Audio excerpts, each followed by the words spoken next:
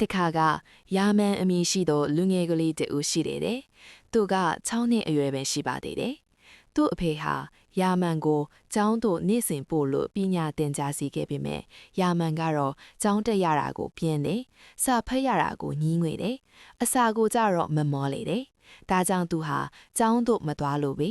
။တနေ့မှာသူဟာကျောင်းပြေးကပန်းဥယျာဉ်တစ်ခုစီသို့လာခဲ့လေတယ်။အဲ့ဒီချိန်မှာနေရောင်ကြီးလည်းထွန်းလင်းတောက်ပါနေတယ်။ငှက်ကလေးများလည်းတေးများကိုတီဖွဲ့လျက်ရှိနေတယ်တဲ့။ယာမန်လည်းပျော့ရွှင်မြူးထူသွားတော့ပေါ့။ဒီနေရာမှာသူဟာစာများကိုကြက်မှတ်စရာမလိုတော့ဘူးပေါ့။ကနန်းပုတ်စာများကိုတက်ချက်ရန်မလိုတော့ဘူးပေါ့ကွယ်။ ထိုအချိန်တွင်ပြားများဟာပန်းဝီရီစုပ်ရန်ပန်းများပေါ်တွင်ပြန်ဝဲနေကြလေတယ်။ယာမန်ကပြားများအား ကျွန်ုပ်နဲ့အတူလာကစားပါလား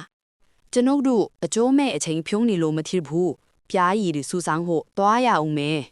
အဲ့ဒီနောက်ယာမန်လည်းခွေးကလေးတစ်ကောင်သူ့ထံသို့ပြေးလာတာကိုမြင်တွေ့သွားလေတယ်။သူဟာခွေးကလေးအားခေါ်က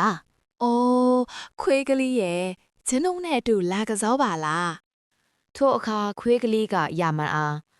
ကျွန်ုပ်အတင်းနဲ့သူမကစားနိုင်ပါဘူးကျွန်ုပ်မှာအချိန်ဖြုံးစရာမရှိပါဘူးကျွန်ုပ်ဟာကျွန်ုပ်သခင်ရဲ့အိမ်ကိုစောက်ရှောက်နေရပါတယ်တခိုးအိမ်ထဲမဝင်နိုင်အောင်ဟောင်ရပါတယ်တကယ်လို့တခိုးဝင်လာရင်လည်းကြိုက်လို့ရပါတယ်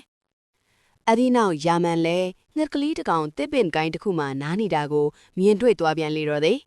ငှက်နှုတ်ဒီမှာကောက်ရိုးမြင်ကိုကိုက်ချိထားတယ်ယာမန်ကငှက်ကလေးအား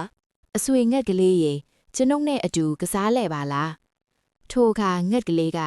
ကျွန်ုပ်မှာကစားဖို့အချိန်ဖြုံးဖို့အချိန်ဆိုတာမရှိပါဘူးအခုကျွန်ုပ်ဟာကျွန်ုပ်အတိုက်ကိုကျွန်ုပ်စောက်လုပ်နေပါတယ်အတိုက်ကိုမိုးမလာမီပြီးစီးအောင်စောက်လုပ်ရပါမယ်ဘသူနဲ့မှကစားလို့မဖြစ်နိုင်ပါဘူးတနေ့လုံးအလုံးလုံးမှတော်ရကြပါမယ် ထို့နောက်ယာမန်လည်းပရွတ်စိတ်များစီတန်းကလာနေကြသည်ကိုတွေ့ပြန်လေတယ်။သူတို့တကောင်ချင်းစီဟာစပားစိတ်များကိုတဲဆောင်လာကြလေတယ်။ယာမန်ကပရွတ်စိတ်များအား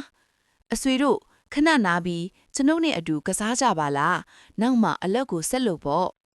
အတဲနဲ့ကစားဖို့အချိန်မရှိပါဘူးဒီအချိန်ဟာအစာတိုးလောင်ဖို့အကောင်းဆုံးအချိန်ပဲ